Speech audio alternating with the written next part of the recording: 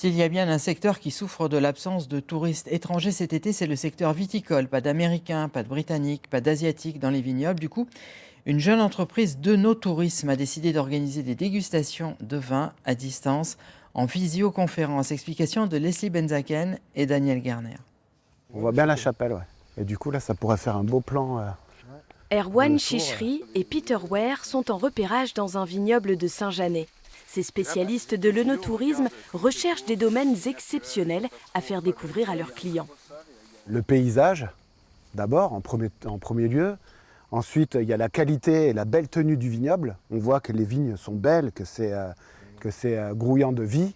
D'habitude, en été, ils organisent 3 visites par jour dans les vignes de la région.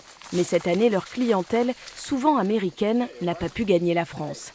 Alors ils ont eu l'idée d'organiser des dégustations de vin à distance. Techniquement, en fait, on est connecté via une connexion Internet classique. Et par un système de visioconférence, on est en direct chez les clients, qu'ils soient aux États-Unis, à Londres ou en Australie. Les amateurs, où qu'ils soient dans le monde, ont reçu au préalable un petit bout de France, 6 bouteilles de vin local et des produits régionaux. Ils vont vraiment avoir tous les goûts et toutes les odeurs de Provence. On voit la lavande. Pendant qu'ils goûtent leur vin, ils peuvent admirer le paysage sur leur écran d'ordinateur.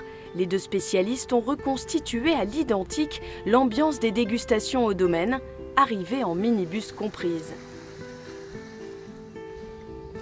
Ce viticulteur les intéresse car sa façon de travailler est très visuelle. Ses vins mûrissent au soleil dans de grosses bonbonnes.